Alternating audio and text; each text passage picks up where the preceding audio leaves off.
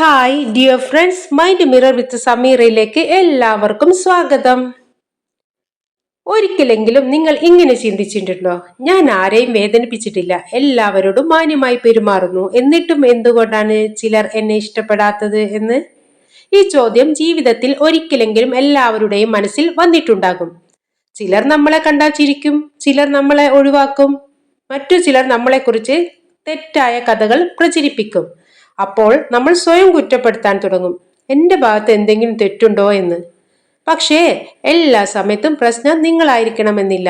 ഇന്ന് അതിന്റെ സൈക്കോളജിയാണ് നമ്മൾ മനസ്സിലാക്കാൻ പോകുന്നത്. ഫ്രണ്ട്സ്, എല്ലാവർക്കും നിങ്ങളെ ഇഷ്ടപ്പെടുക അസാധ്യമാണ്.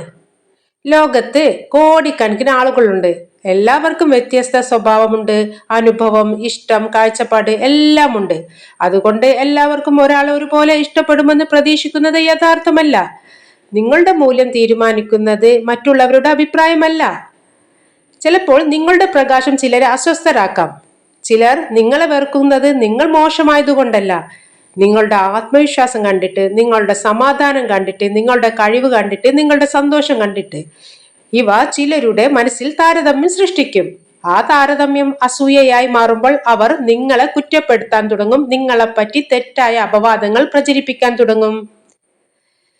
ഫ്രണ്ട്സ്, ആളുകൾ പലപ്പോഴും സ്വന്തം വേദന നിങ്ങളിലേക്ക് പ്രൊജക്റ്റ് ചെയ്യുന്നുണ്ട്. സൈക്കോളജിയിൽ ഇതിനെ പ്രൊജക്ഷൻ എന്ന് പറയുന്നു. അതെങ്ങനെയെന്നാൽ, സ്വന്തം കുറവുകളും വേദനകളും അംഗീകരിക്കാൻ കഴിയാത്തവർ അത് മറ്റുള്ളവരിലേക്ക് മാറ്റിവെക്കും. അവർ കാരണമാണ് എനിക്ക് ഈ പ്രശ്നം ഉണ്ടായത് എന്ന് പറഞ്ഞ് നടക്കും. അപ്പോൾ പ്രശ്നം നിങ്ങളിലല്ല, അവരുടെ ഉള്ളിലാണ്. എല്ലാവരെയും സന്തോഷിപ്പിക്കാൻ ശ്രമിക്കരുത്. ഇല്ല എന്ന് പറയാൻ പേടിക്കുന്നവർ പലപ്പോഴും എല്ലാവരെയും സന്തോഷിപ്പിക്കാൻ ശ്രമിക്കും. പക്ഷെ അവസാനം അവർ തന്നെ തളർന്നു പോകും. നിങ്ങളുടെ സമാധാനം നഷ്ടപ്പെടുത്തി നേടിയ അംഗീകാരം ഒരിക്കലും യഥാർത്ഥ സന്തോഷം നൽകില്ല. ഫ്രണ്ട്സ്, നിങ്ങളുടെ മൂല്യം മറ്റുള്ളവരുടെ അഭിപ്രായം തീരുമാനിക്കില്ല. ഒരു വജ്രം അതിന്റെ വില അറിയാത്ത ഒരാളുടെ കയ്യിലെത്തിയാൽ അതിന്റെ വില കുറയുമോ? ഇല്ല. അതുപോലെ നിങ്ങളുടെ അഭിപ്രായം മനസ്സിലാക്കാത്തവരുടെ അഭിപ്രായം നിങ്ങളുടെ മൂല്യം കുറയ്ക്കുന്നില്ല.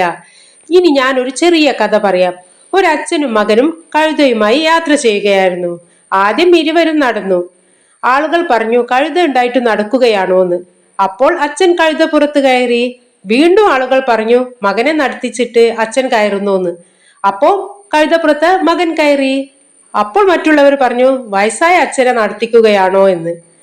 പിന്നീട് രണ്ടുപേരും കഴുതപ്പുറത്ത് കയറി. അത് കഴിഞ്ഞപ്പോൾ ആളുകൾ പറഞ്ഞു, പാവം കഴുത എത്രമാത്രം വേദന സഹിക്കുന്നുണ്ടാവുമെന്ന്. അപ്പം പിന്നെ ഇവരെന്ത് ചെയ്തു? ഈ കഴുതനും ചുമന്ന് ഇവര് നടക്കലായി.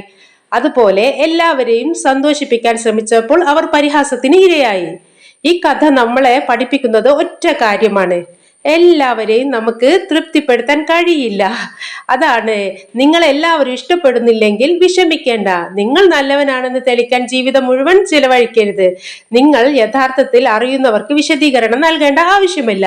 നിങ്ങളെ മനസ്സിലാക്കാൻ താല്പര്യമില്ലാത്തവർക്ക് വിശദീകരിച്ചിട്ടും കാര്യമില്ല.